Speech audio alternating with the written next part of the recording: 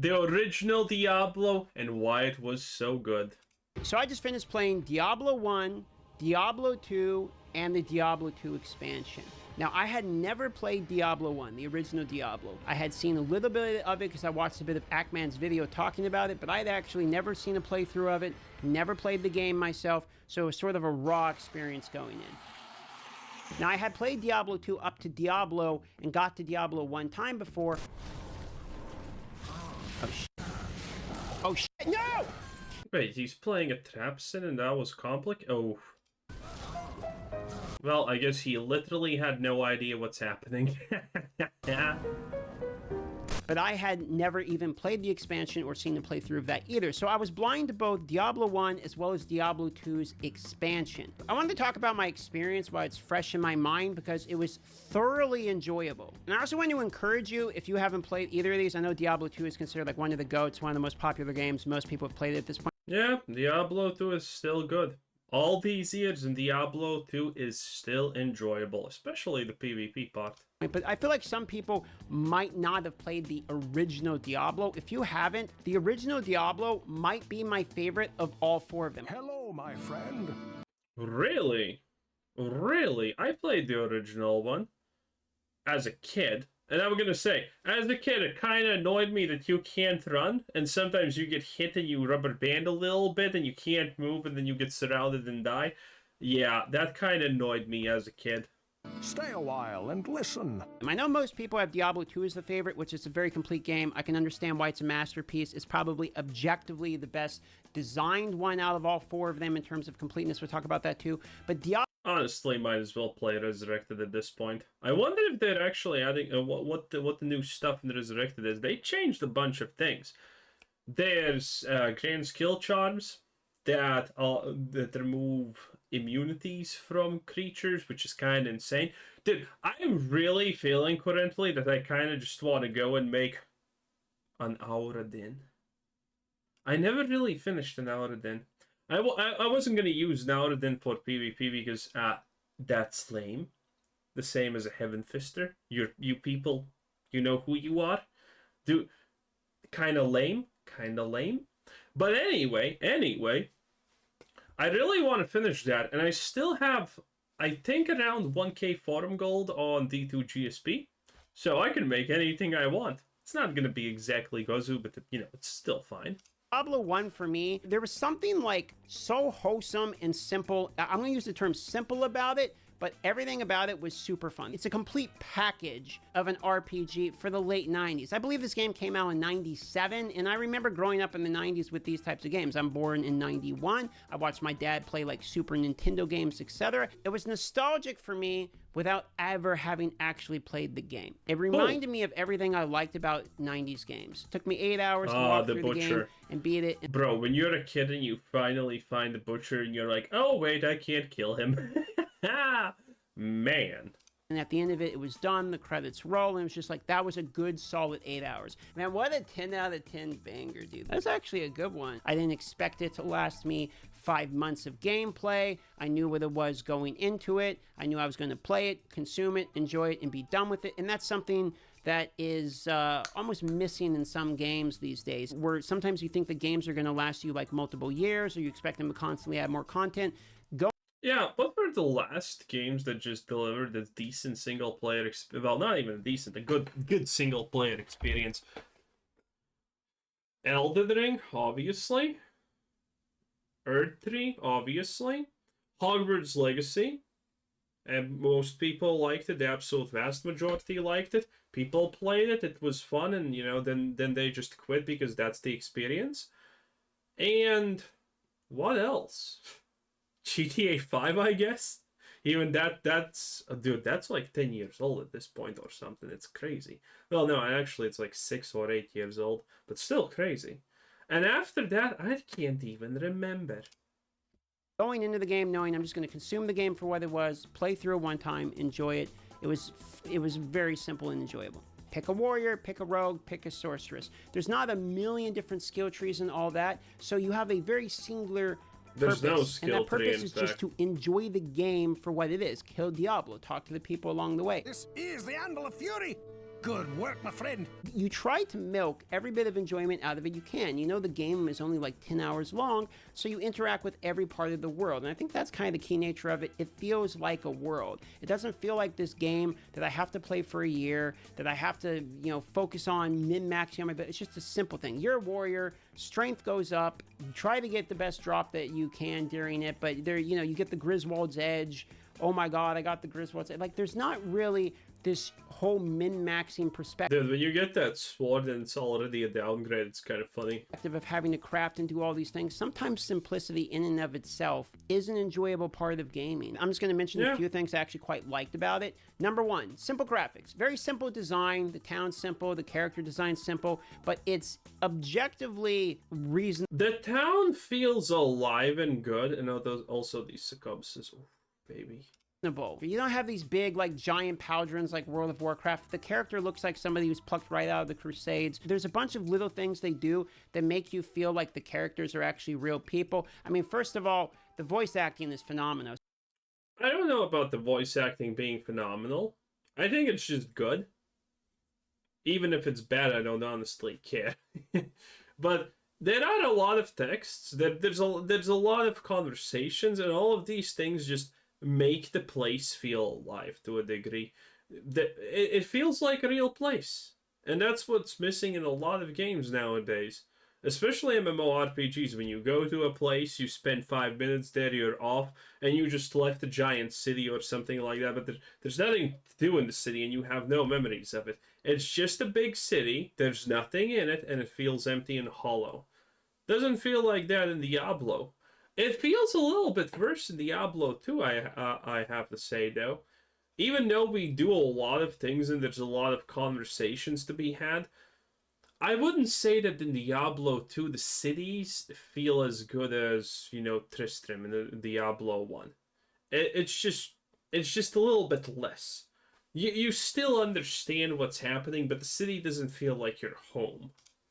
So you have people like the drunk who actually literally sounds like he's drunk. But if you think I'm gonna pay for this, yeah.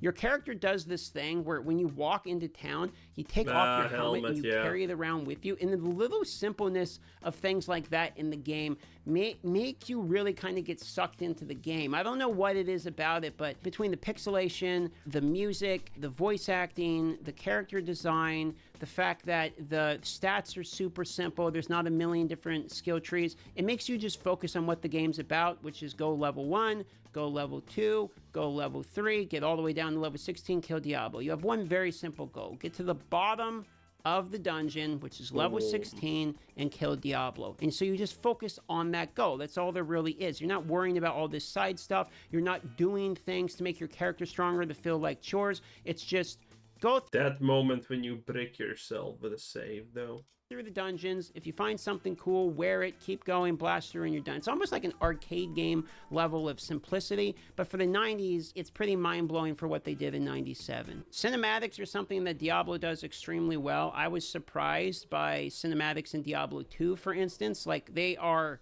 very peak. If for 2000 and 2001 for Diablo 2, I remember... Yeah, Blizzard has a very good, track record with cinematics. It's honestly amazing how they don't mess that up often. Remember the games I was playing then was like RuneScape Classic, or just RuneScape as it was known then, but RuneScape Classic is how people would know it now. But it's mind-blowing to me that they were able to do the level of graphical intensity that I did not play RuneScape Classic. I did play RuneScape and Battle On, or whatever it's Battle On. I don't even know how it's supposed to be pronounced. Oh man, all of that stuff. Remember? And obviously MU Online. Damn, boys, what a time to be alive.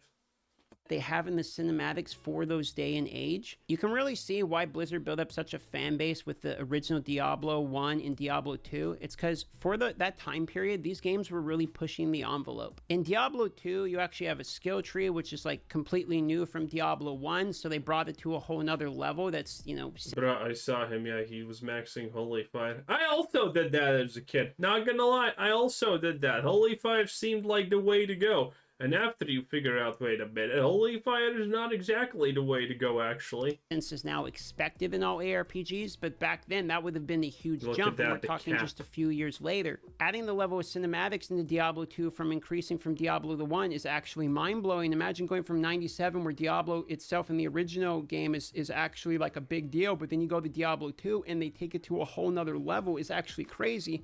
The itemization increase from Diablo 1 to Diablo 2 is pretty insane as well. The voice acting only got better, and arguably the music in Diablo 2, while the original Diablo's music is like banging, very, very good. I mean, surprisingly good. Diablo 2. The Diablo 1 and 2 soundtracks are just legendary. Every time you see it, you watch YouTube video, and it just has the initial, it's not a ukulele, but it's not also a guitar. I don't know what's the music instrument called, but the chun chun chun. I can't even make it with my. I can't even make the sound with my mouth properly. But you know the one. You know the 3 strings that get pulled, and you're like, yeah, that's the shit, man. Every single time a little chill goes down your spine, it's amazing. Maybe has the best soundtrack out of any game ever. I mean, it's like Halo OST main theme level of quality, but for every single song on the soundtrack, I kept thinking of like the Phantom Menace music, like John Williams. Not a fan of Act 5 music, not gonna lie. Not gonna lie.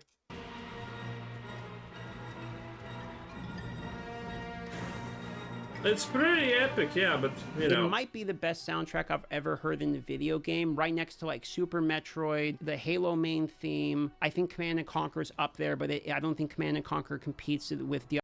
Command & Conquer is good, but only a couple of Command & Conquer soundtracks are really good. Diablo 2, like Diablo 2's soundtrack is actually insane. But the crazy thing about Diablo 2 is they took that level of quality and they implemented it in basically every aspect of the game. It's simple compared to what we have nowadays. There's, you know, we have much deeper skill stuff. I mean, look at what Last Epoch's doing with all the different skill trees and stuff gets really wacky. Look at Path of Exile, etc. But for... Well, we demand more nowadays. That is true. That's why Diablo 1 never really lived up to the expectations and was kind of exchanged out for Diablo 2. But Diablo 2 still has a fan base. 2 years ago, I think at this point, well, 1.5, I should say, I played Diablo 2. I'm playing Diablo 2 for a period of time every couple of years. It's a million years old game at this point. And I still fucking enjoy it. It is crazy. And one of the reasons why I think Diablo 2 has managed to survive for this long, because it has meaningful progression. Every level is super big, super good, and you love it, you know? It's not like in Diablo 4, where you get 5 level ups and you forgot that you even got them, because who gives a shit? Every single time I'm playing Diablo 4, there is a time where I just, oh right, I leveled up, and I open up the skill twig, and it's I leveled up 5 times. Not that it matters. None of these points are exciting. None of these things are exciting. But in Diablo 2, it is exciting. Every single level up feels big. Every single time you open up the stat window and you just put everything into vitality, you're still like, hell yeah, I'm sorceress plus 10 HP, baby. It's just an experience. It is just a great experience. And the itemization, the faster hit recovery caps that you need to get, the breakpoints as they are called, the attack speed breakpoints, the faster cast rating, what kind of items are you gonna mix, 75 block ratio, then recovery, and all of these things. There's so many things that you need to consider to actually make a really, really strong character. It's absolutely insane, especially in PvP. Don't have maximum faster cast rating? Good luck, my dude. Get stun locked by an attack? Good luck, my dude. You need to think about all of these things, and even just playing basically, you kind of still need to think about all of these things. And it's insane. It is truly, truly insane. And you know what I think is also insane? The fact that people do this in PoE. Okay, listen. Look at this. You know how much damage there is in these 4 skill points? And doesn't matter in which way you go. Let me tell you how much damage there is in this. Probably 40 plus damage in these 4 skill nodes. So you're picking plus 20 intelligence over plus 20 damage plus this. These small skill nodes people ignore are often better than the big skill nodes. For example, well, no, this one is pretty good for whatever build this is supposed to be. But, you know, they are often actually stronger than static blows or whatever this one is called. Don't remember this one. But, you know, these initial... And people in PoE just ignored them. Bruv, they are free and they are big. The fact that it still allows people to this day and age to still be playing the game when this game was made in 2000 is literally insane to me. I've played Diablo 2 not that long, but I can already see, even within the one class I'm playing Paladin, even within that class, people are telling me, oh, your build's bad. Well, to be fair, Paladin is one of the best ones, and his build is bad. And this is Nightmare and Dariel. She's blue. Like, you got to try this different build. Like, do the hammer one, do the zeal one, do the holy fire. Like, they continually tell me, like, try this other build. The fact that I can play one of the many different classes in a game that's from 2000, and there's multiple builds, even within that singular class, that people are telling me to try, means that the depth of game... The amount of builds you can actually do in this game is kind of insane. Kind of really insane. There's literally melee builds with sorcerers where you attack to get an on-hit cast firewall. And it actually works and you can clear hell with it. It's insane. Gameplay for a game of that era is actually astounding. Most of the games... And that's not even the good one, okay? Games in that day and age that have replayability at that level aren't games that are like, you know, RPGs like that. They're like RTSs. They're scenario-based or sandbox-based style of games where you have competition or something. These consumable campaign style of games where you go through the campaign, having replayability of that level in which people literally still do is amazing. One of the points I realized is that I had played through the normal campaign, but everyone was begging me to play through the Nightmare and then the Hell version of the campaign, which is what I'm actually... Yeah, I think Diablo 2 was the first game to do this properly. Now we have moved away from the idea that there is a normal, Nightmare, and Hell difficulty. PoE had that at the start, right? But it didn't work for PoE that great. But for Diablo it's different because, well, there is a huge difference between Nightmare and Hell. Hell is a completely different beast. Actually continuing to do. But I thought about it for a moment. The fact that I can play the normal campaign and then the next thing I'm doing is literally replaying exactly what I just played, but I still am excited to do it, shows that the complexity and depth of the game is not just within the consumable nature of the campaign. It's all the parts that are built around it as well. It's your character design, it's the atmosphere, it's more than just the story. Imagine if when you're playing D4 and you just finished that campaign, don't the zombies... Oh, the zombies have... I think they have cold-resistant Nightmare. if what they did is just ran you through the... Do the Fallen have fire resistance in Hell? Or do they not... Or does nothing have I can't remember... I remember Hell, but I don't remember Nightmare. Nightmare's kind of easy. The campaign again.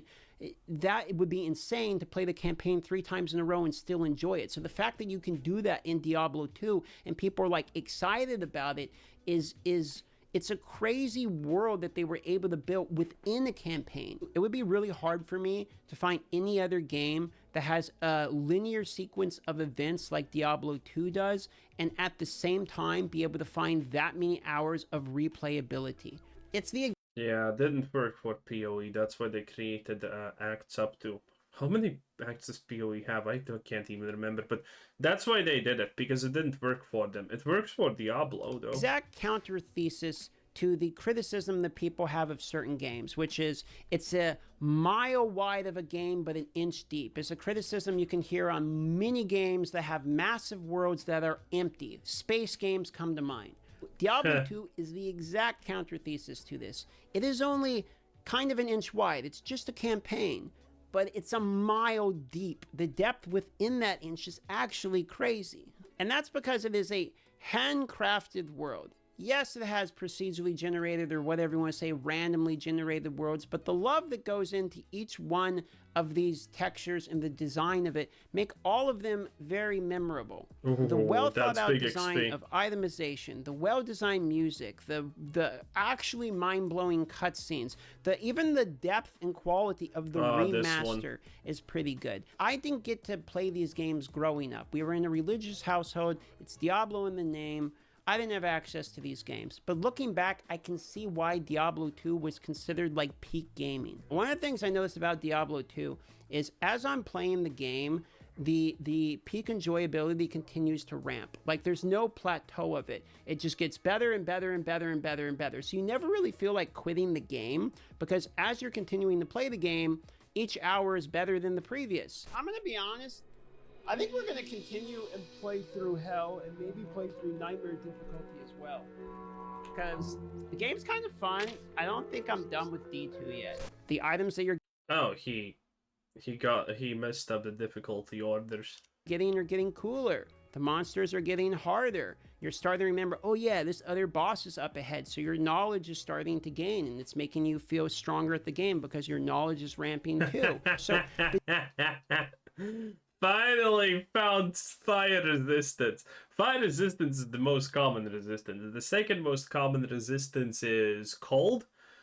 Then it's, I'm not actually sure, is lightning or poison equally rare or whatever, but you know, poison's pretty rare. There's the jungle spiders that are immune to poison. There's the Ball Act 2 wave that's immune to poison. Really hard to say. Sometimes the last, the fifth wave in Act 5 is immune to lightning. It's always immune to fire. Half of the shit is always immune to fire. But yeah, interesting, man.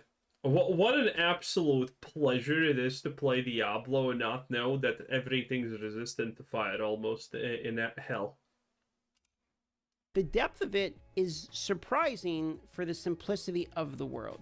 I know I'm like the millionth person to play Diablo, or even, I mean, like 30 millionth, 50 millionth person to play Diablo 1 and 2, and I'm way late to the train, but I'm glad it's a train I finally hopped on. If you're somebody who hasn't played these originals, when I was streaming, there was one person that came in, he said he was 21 years old, and, you know, he hasn't played the game, is it any good?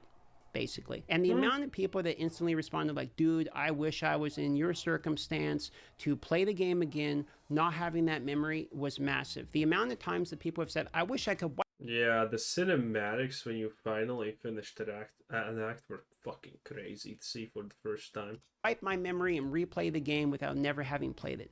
If you're one of the people that never have played it, you have the wish that they wish they could do. You have the ability to play it for the first time if you haven't played it. You don't need to pay $100 for the next early access game. You just need to go back and play one of the most goated games, or goated 2 games in the history of gaming. And I'm really glad I have recently. Arise, Diablo. Lordzilla of Terror.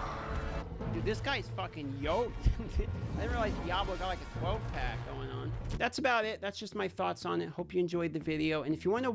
Anyway, that was our boy Dark Microtransactions TV. GM Skittles. What a time to be alive. Great stuff. Man, good stuff. Bye.